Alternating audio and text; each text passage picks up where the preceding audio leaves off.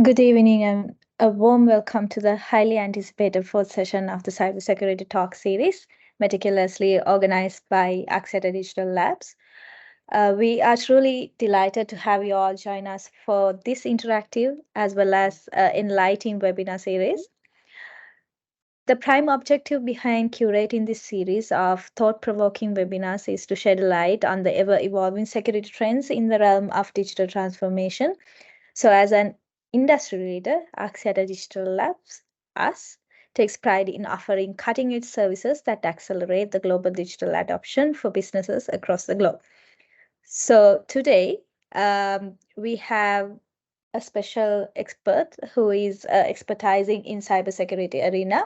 So please put your virtual hands together to welcome Lahiru Hewawasam, an accomplished professional who graduated from the University of Staffordshire with a bachelor's degree in computer network and security, who has a further sharpened his expertise by completing his MSc in IT, specializing in cybersecurity again. And he's an active member of the AWS Community Builders program and is widely recognized as a passionate advocate for zero trust principles. So, Lahiru will be leading today's session where he will delve into the crucial topic of cybersecurity incident response. With his extensive knowledge and experience as the lead global cybersecurity operations at ADL, Lahiru is well equipped to share invaluable insights and best practices in managing and mitigating cybersecurity incidents. So, without further ado, let us dive right into today's session where we will embark on a journey to enhance our understanding of cybersecurity incident response. Over to you, Lahiru. Thank you, Chamini. I just want to say thank you for that lovely introduction. And before we get started, can everyone see my screen? Chamini, can you confirm?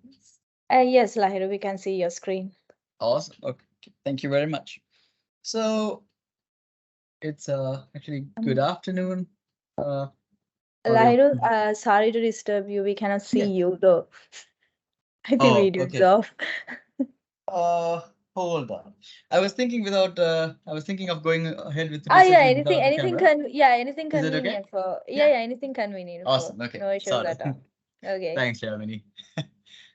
So today I thought about actually talking about incident response, right? So why we actually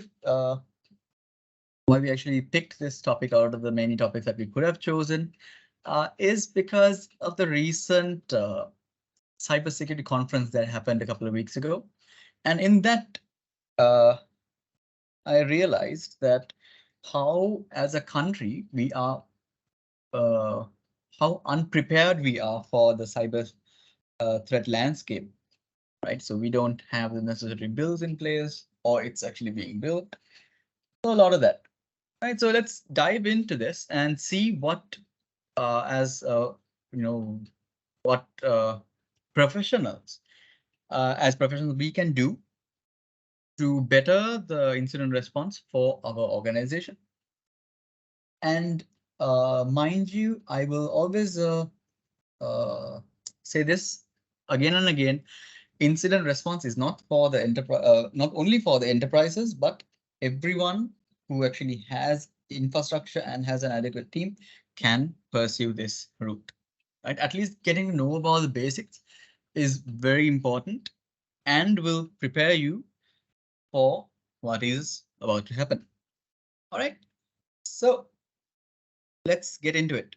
Now, today's session, we will be focusing on the incident response lifecycle and what it entails, right? Incident response framework, to be precise, right? So we'll talk a little bit about the what incident response is and the framework, the stages. We'll be focusing a lot on the NIST framework in this session, uh, and about the key components for a successful incident response, the importance of threat intelligence. Now, a lot of people seem to keep threat intelligence aside for other cybersecurity activities, but no, threat intelligence also plays a major role in incident response and the challenges and the best practices that we see, right? Uh, Before diving into what incident response is, let's talk a bit about an event, right? Because that's where everything starts.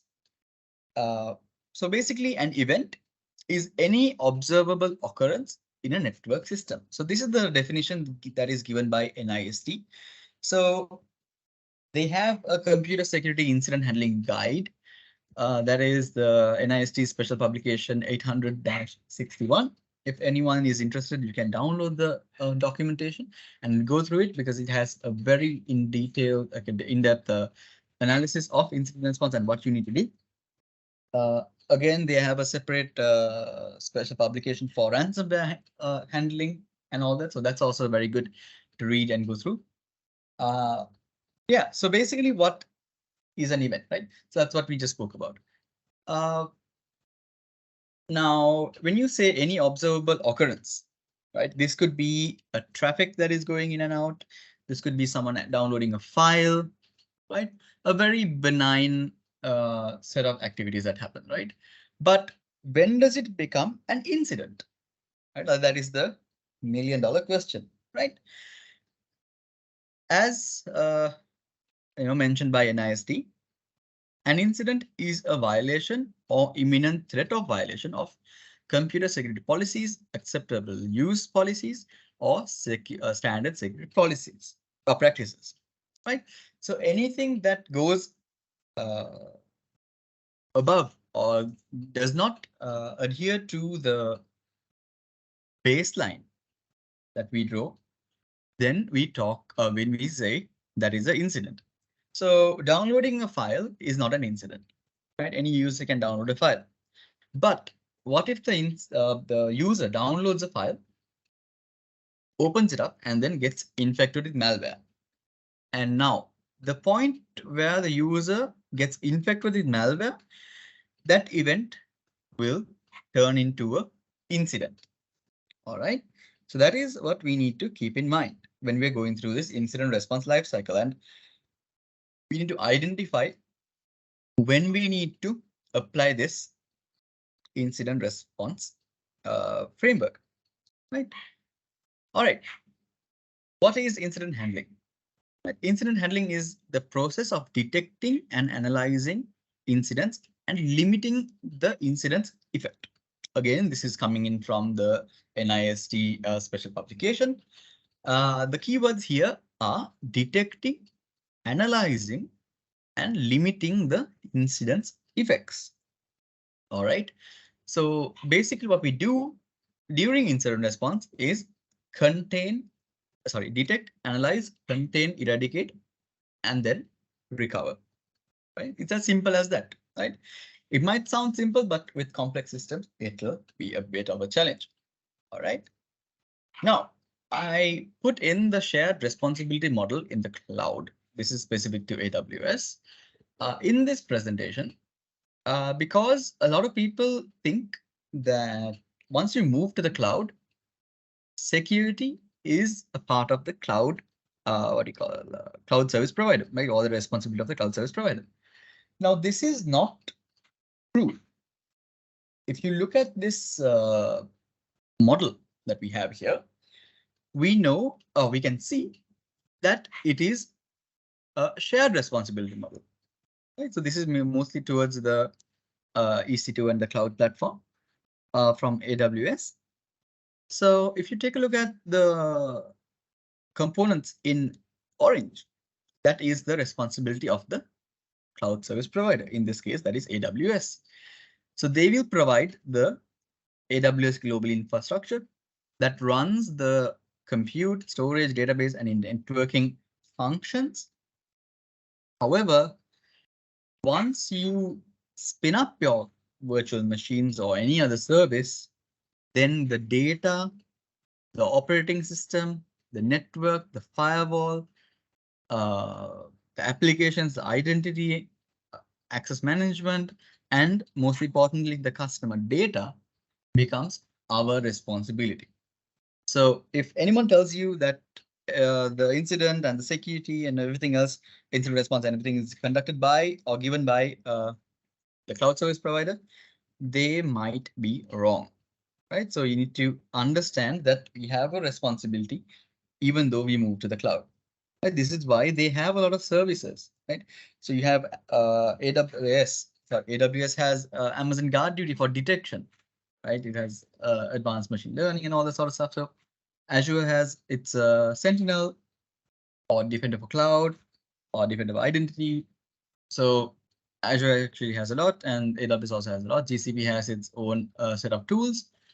So this is why those cloud service providers give those tools for us to use to actually secure our networks, right? Now, keeping that in mind, let's look at the incident response framework. Now, this is actually the NIST framework for incident response. It's a quite simplified framework compared to the ISO standard, right, which has a lot of the processes split into individual sections. But here we only have 5 phases, right? So we have the preparation phase, we have detection and analysis, we have containment and eradication, recovery, and post-mortem or post-incident analysis, right? So if you take a look at the incident response framework in this case, we see that a lot of the companies and a lot of the individuals actually focus from the detection and analysis phase. Now, this is not how it's supposed to be, and not a lot of importance is given to the preparation phase. Now, like I always say, you need to be prepared in order to respond to something. If you're not prepared, you will fail at the other stages, right? So let's take a look at what we can do in each stage to ensure that we can run a successful incident response, right? A key thing that I would like to highlight is you see the bars that go on top of these stages. The first one is information sharing, right? So this is very important because information must be shared across all these phases to ensure that the next phase has adequate information to respond to the incident properly. And then you have coordination at the bottom, right? Coordination is a must because if you don't coordinate the incident response, then you will not have a very efficient and a very effective incident response because everyone will be running everywhere and won't know what to do. Okay. Now, let's dive into the preparation phase. Now, keep in mind that we will not be going into technologies per se. This is a very theoretical and a very conceptual dive into the incident response framework from NIST. So these are some of the points that I would like to see in the preparation phase, right? First of all, before you do anything, you need to have a comprehensive incident response plan. What I mean by this is you can have a lot of incident response playbooks, right? So in the industry, we call them playbooks because it's a very detailed set of documents that allow you to allow any of the incident response team members to follow very easily, right, during an incident. Something like a fire drill documentation that you have. So you have these boards in your building that say the fire exit is here. You need to make your way down to the fire exit. You need to turn right and turn left and all that sort of stuff. So something like that, right? You have to have a plan in order to act, right? Next is you need to have an incident response team with diverse expertise. Now, the key term here is diverse expertise because we need to have a lot of people with in-depth knowledge about their areas in order to respond to an incident properly. So you need to have a network engineer, you have a cybersecurity engineer, you need to have an incident responder, forensics analyst, the list goes on, right? So now that you have the incident response plan and the team members, you need to conduct regular training and tabletop exercises to validate these plans. Now, in order to validate these plans, you need to have a proper communication channel and protocol. So the communication channel here, what I mean by what I talk about in this scenario is the communication channel that you will use across the incident response to communicate your findings, your status, your whatever to everyone who is involved. This could be the top management or like the director board. This could be your IT team. This could be your marketing team, right? Legal, right? Everyone who is involved. Okay. Uh, and also, right now, the golden rule of any cybersecurity standard is to identify all your systems and data because you need to identify what you need to protect. So if you don't know what you have, you might not even know what to protect. So in these cases, you need to have a very comprehensive asset inventory, right? The next thing is build relationships with external entities. So this, what I mean by this is if you don't have the necessary capability or the expertise in-house, you could reach out to a third party to provide this service for you, right? So there are a lot of companies in Sri Lanka as well, and it is always a good idea to have a good relationship with the CERT, right? What I mean by this is the CERT is the Cyber Emergency Readiness Team. So we have 3 CERTs in the country, with that starting from the SL CERT, the Sri Lanka CERT, that is the government based CERT. You have the FinCERT CERT that is looking after the financial sector, and you have the Tech CERT, which is a private owned CERT. So having relationships with these CERTs enhances your capabilities and enhances your team as a result, right? Ensure the availability of necessary tools and resources. So this is like having the necessary tools to detect. You need to have the tools to detect, otherwise you will not be able to detect and respond. You need to have the necessary logging mechanisms, the logs enabled, right? So all those are good stuff, right? Review and update the incident response plan regularly, right? So it doesn't matter if you have an incident response plan, you need to keep that updated.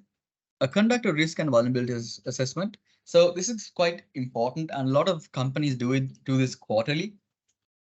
So you need to run your risk assessments and risk treatment plans and vulnerability assessments as well. Next, you have established protocols for legal and regulatory compliance. Now, why I bring this into the picture is if you take a look at the uh, GDPR or any other data protection act, or maybe even PCI DSS, you are required to report your incident or any compromise within a certain period of time. And this is done through the legal team because they know what to do uh, and what actions they need to take. And you will also be looking at a very hefty fine according to these regulations. So it's very important that you have these communication channels to your regulatory compliance. And in the future, because I think the Data Protection Act for Sri Lanka or the Personal Data Protection Act, the PDPA for Sri Lanka was released this year. So we have another 2 years, or yeah, roughly 2 years to get ready for it and implement the necessary controls. And after that, any breach that happens in Sri Lanka, we will also be required to pay a fine. Right. So you can read about that in the PDPA for Sri Lanka. You can just Google that up, and then you'll have that coming up. So that's about the preparation phase. Now, I would like to remind everyone, like I don't want to just keep talking and for you to listen. If there are any concerns or clarifications that you'd like to make, you can just raise your hand or just drop your questions in the chat or the Q&A section, and then we can go through them together, even during the session. Okay. Next, we have the detection and analysis phase. Now, as an organization or as an enterprise, you might have a lot of incidents or events or basically alerts taking place. Now, in order to respond to these effectively, you need to triage and classify these incidents based on the severity and impact. Now, the key terms that I want to highlight here are the severity and impact, right? It could be a very sensitive server or sensitive operation that this incident is impacting, then you need to pay more attention to that, right? Gather and preserve evidence for analysis and legal proceedings, right? So you need to have a very comprehensive method for gathering evidence and for preserving evidence, because it's important to gather the evidence in a way that it's legally admissible or admissible in court. So you can read about that. That's probably SANS has a lot of insights into that. So they do a lot of forensics and evidence gathering. So you need to use those tools and proper mechanisms and validation or chain of custody for these uh, evidence, right? So you need to conduct thorough incident analysis to determine the scope and the root cause, identify the compromised systems affecting the data or affected data and and any unauthorized access. So that's actually a given, because when you say detection and analysis, you need to identify all these sort of things and basically identify the root cause of what happened. Next, you coordinate with teams for comprehensive analysis and information sharing. So you might not have the entire set of logs or the necessary information right there. So you need to talk to the teams and get it done for you. And here's a very intuitive point. Utilize threat intelligence to identify indicators of compromise. Now, if you have a very comprehensive threat intelligence program within the organization, you will probably detect a beacon or a command and control connection that is going in from your organization or from your network as and when it happens, because the IOCs will be loaded into your SIEM or any other log aggregation tool. Then you can do correlating against these indicators of compromise and then detect any anomalies, right? Now, that is a way of doing a very proactive detection and analysis within your organization, right? Next, you can assess the impact on the operating systems, basically on operations, systems, and the data of the enterprise. Identify ongoing threats and threat actors. Again, this comes in from your indicators of, your threat intelligence, and a very aware culture that you have in the organization. So you need to be up to date and take all these what happened, basically what happens around the globe into account, and document a detailed incident timeline. So this might not be the final timeline, but you need to have a timeline to begin with. So this allows the team to put it into a chronological, put all the events that took place into a chronological order so that they can trace back and find the root cause of this incident, right? So if you do these, at least these in your detection and analysis phase, then you will have a very, basically at least a good starting point for your incident response, right?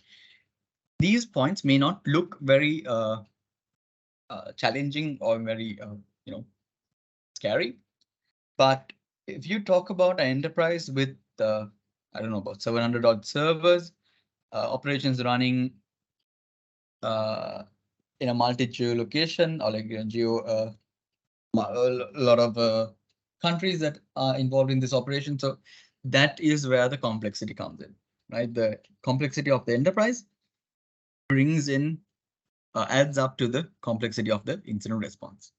Okay. Next, we have the containment and eradication phase. Now, containment, as the name says, you contain what is infected, right? Eradicate is basically you take out or you basically eliminate the threat that is running on the system, right? So what we do here is isolate affected systems to prevent further spread. Now, in order to isolate a system, you need to have a very comprehensively thought out architecture, right? You can't have a flat network where everything's on one VLAN or everything's running on a single segment. If you do that, you're going to have a massive spread of the infection. And this is where, again, the architecture and planning phase comes in, right? You need to have the necessary technologies in order to contain, right?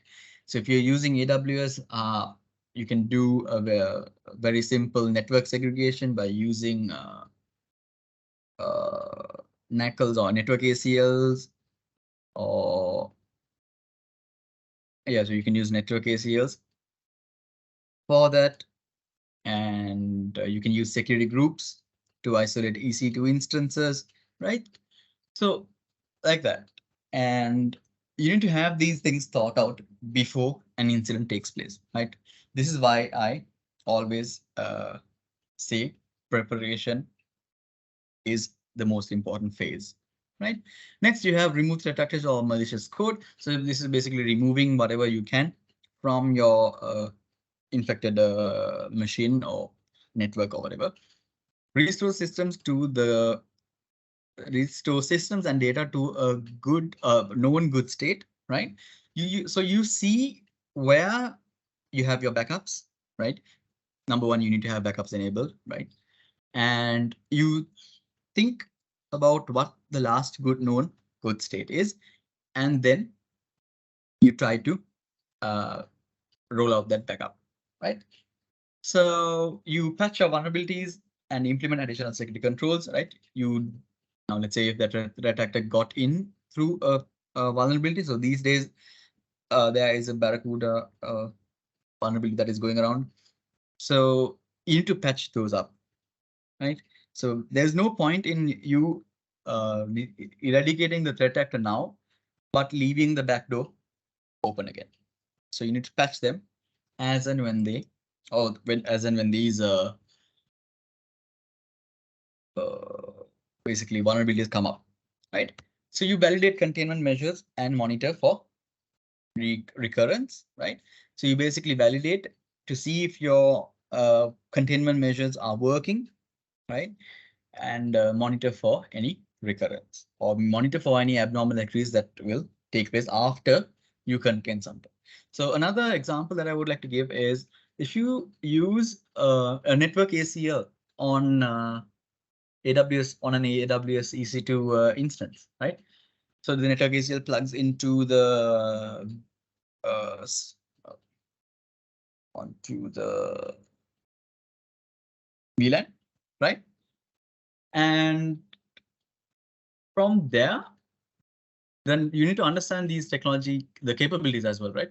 So the network ACL looks at a directional traffic, right? So if you need to block something inbound and outbound, you need to block them very specifically. And it's also important to understand that the network ACL will allow everything unless you block it. But unlike the security group, you will have to allow everything. If you don't allow anything, everything will be blocked by default, right? So stuff like that, you need to understand your controls that you're going to use, the capabilities, and then you can move forward and use those technologies to contain, right? And one thing that I would like to highlight is during the incident response, it's highly discouraged to actually turn off a machine, right? Because you can gain a lot of evidence from the volatile memory and the running processes of the like workstation, server, or network or whatever, right? So you keep them isolated as much as you can, and then collect the necessary evidence. That's what I would like to say. Next, you have coordinate with teams and consider external expertise if needed. So this is what I said about, this is what I just mentioned about the certs and the specialized teams for incident response, right? Sometimes your cybersecurity team might not do the incident response, right? That also happens. And then implement incident specific remediation steps. So this is what I said, right? Before we started. The NIST framework for the framework that we are referring right now is a very general framework for incident response. However, they have also released a couple of frameworks or basically publications for ransomware response. So you have a very different set of steps that you need to take if it's a ransom, or basically ransomware, right?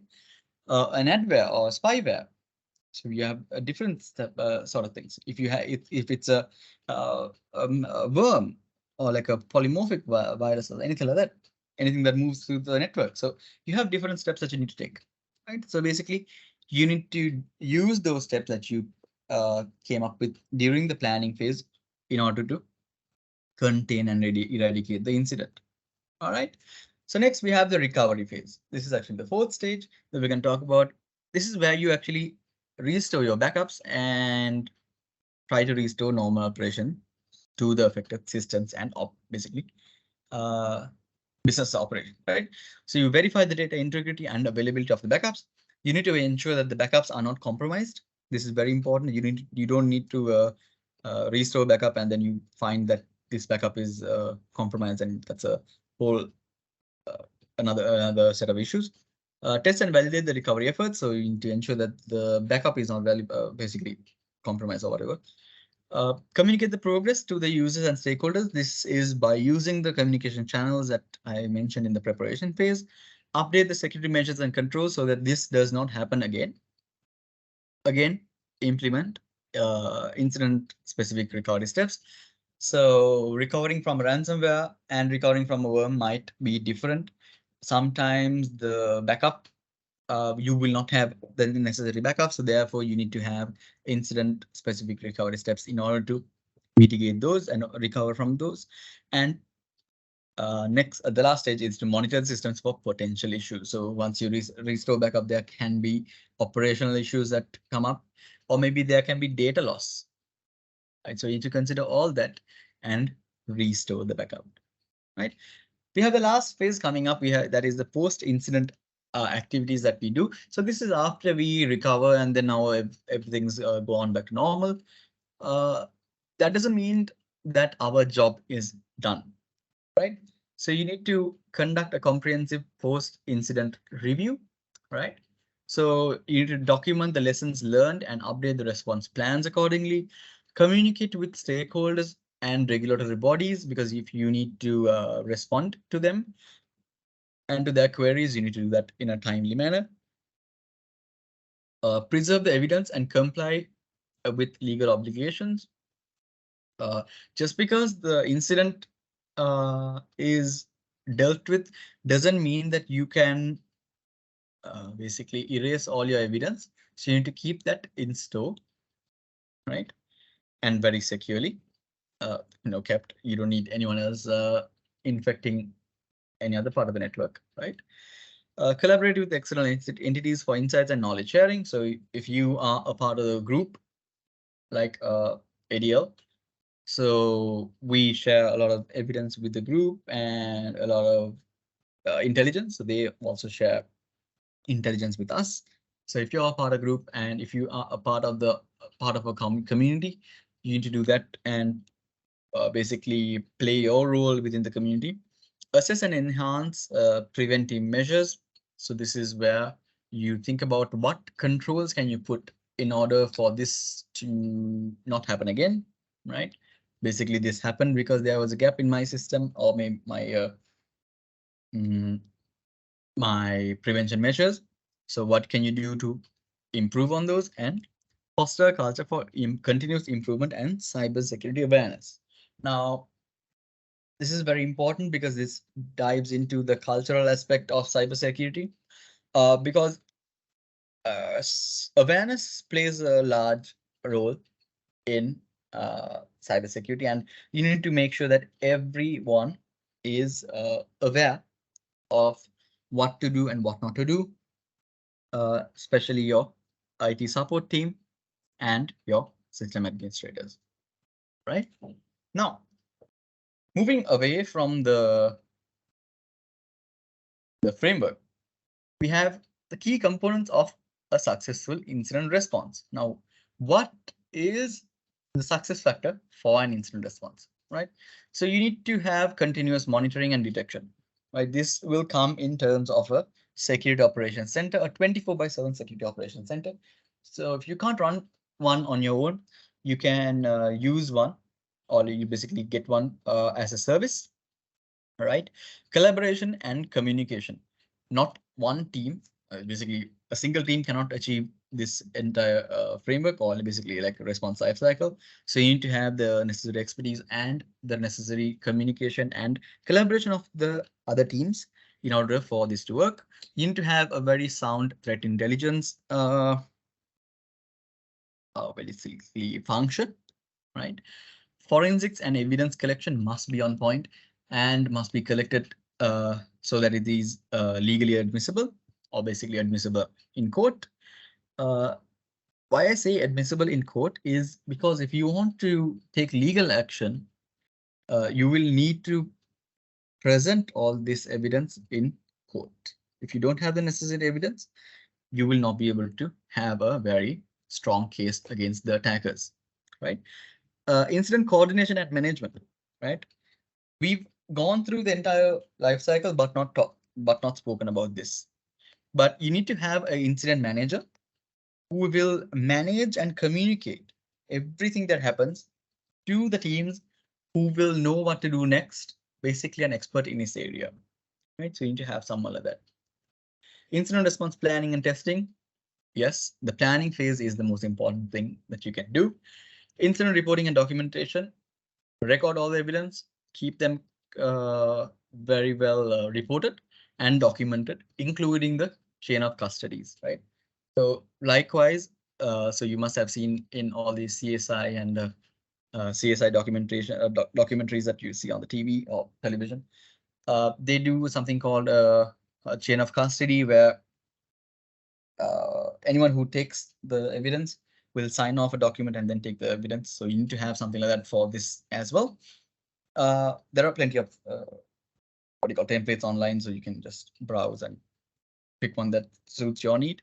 And training and skill development. So if you have a team that is lacking a certain skill set, so let's say you have an incident team, response team member who is not very good at forensics, so you need to give that very specific training for that team member for them to excel in that area, right? So let's talk a bit about the importance of threat intelligence in the incident response lifecycle, or basically in the incident response. Threat intelligence actually enables early detection and response within an organization. It provides an enhanced situational awareness. So basically, it gives you an insight into who is actually attacking you, what threat actor. Is it a country that is attacking you? Is it an organization? Is it a activist or activist group? Right? People. So there are a lot of people that actually wants to get into your data and all that. So you need to understand who is actually doing this, and this threat intelligence will play a large role in that. Rapid incident analysis and triage. You will have IOCs and IOAs, indicators of compromise and indicators of attack to actually do the correlation and to identify any other infections that or basically any other incidents within your organization. Proactive defense and mitigation. So this is what I said, early detection and response, and post-incident analysis and prevention. So if you take a look at the post-incident analysis, you can actually have a framework to categorize all your, basically the attack path. Now, this is what the MITRE matrix does. So there's something called the MITRE attack enterprise matrix. So if anyone didn't know about this, they can probably go and take a look at it, because the MITRE attack enterprise framework or the matrix categorizes every single attack that is out there into its matrix. And then from there, you can think about the techniques, the tactics, and the procedures, right? So TTPs. So it covers reconnaissance, initial access, execution, persistence, privilege escalation, defense evasion, credential access, discovery, lateral movement collection, command and control exfiltration, and also the impact that it has, right? Now, for the people who have actually heard about the attack matrix, this is very important if you are trying to categorize the attacks.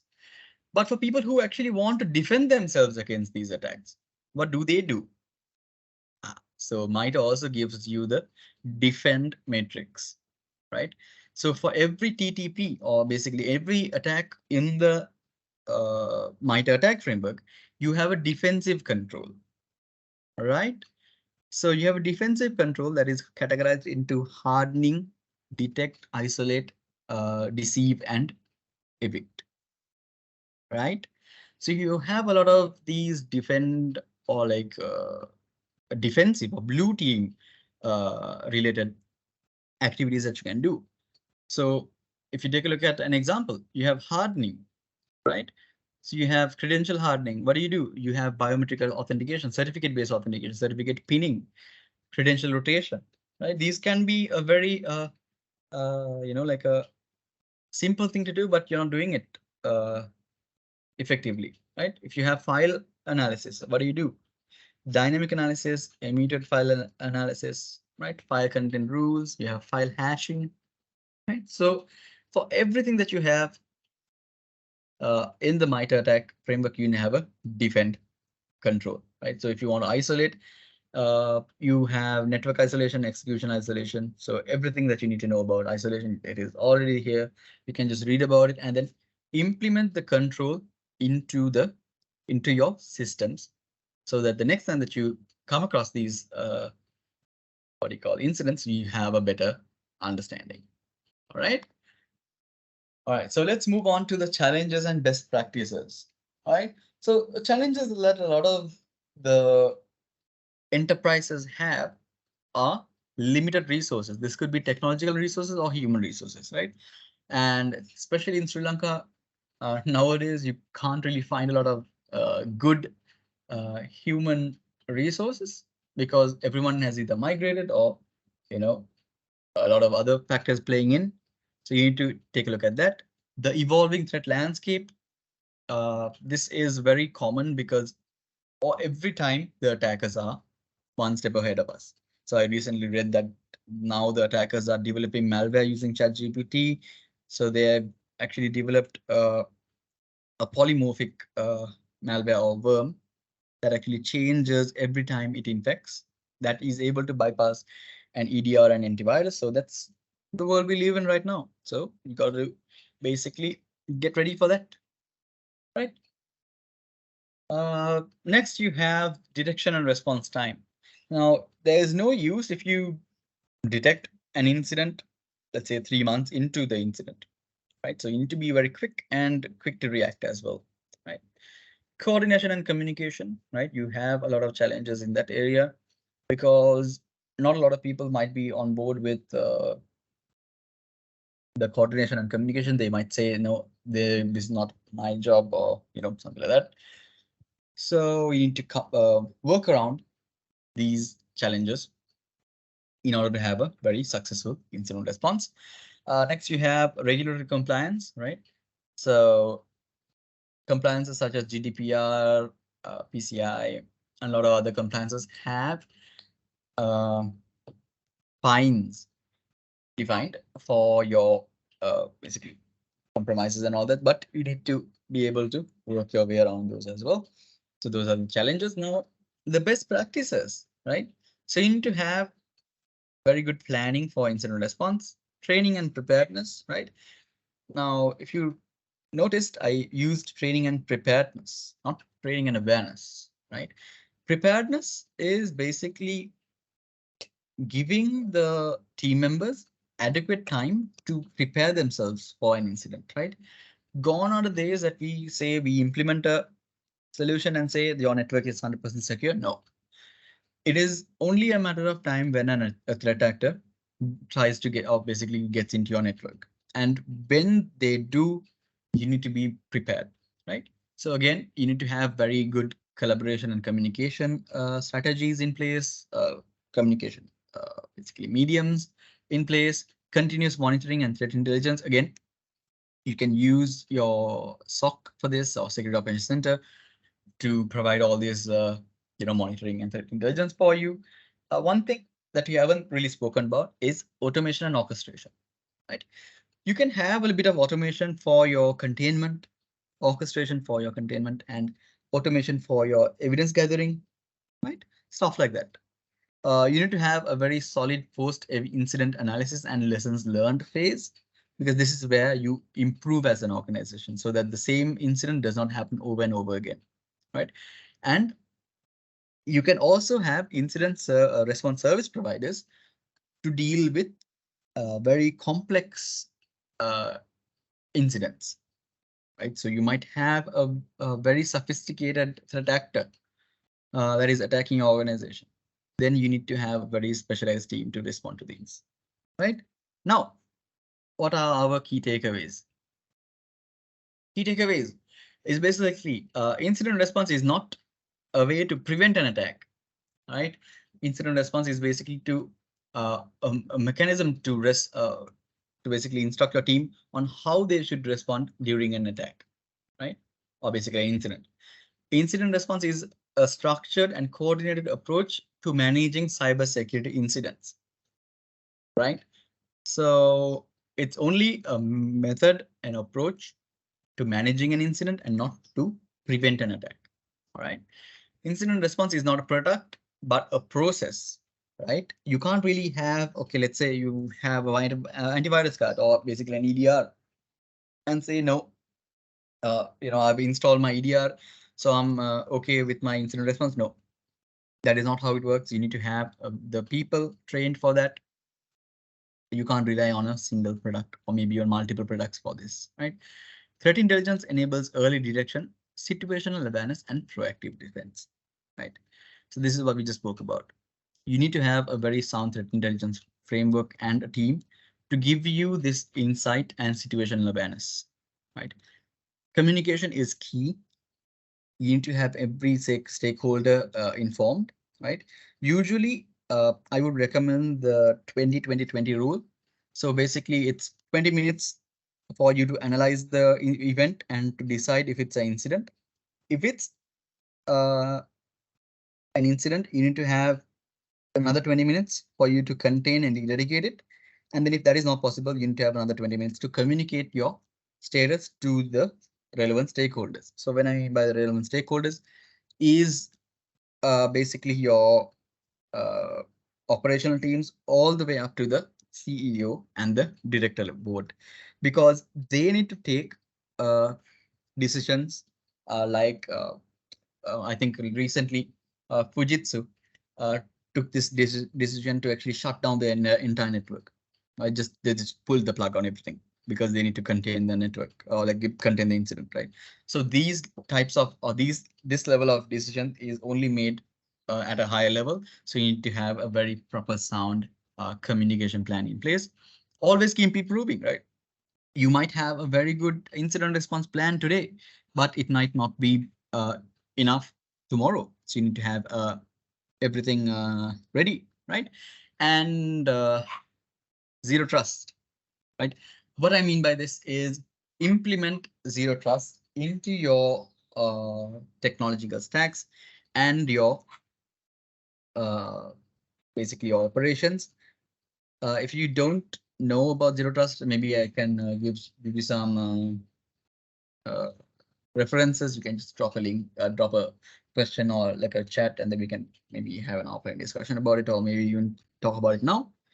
But a zero trust approach to implementing a system actually helps in the spread and the impact that any incident might have on your network or organization.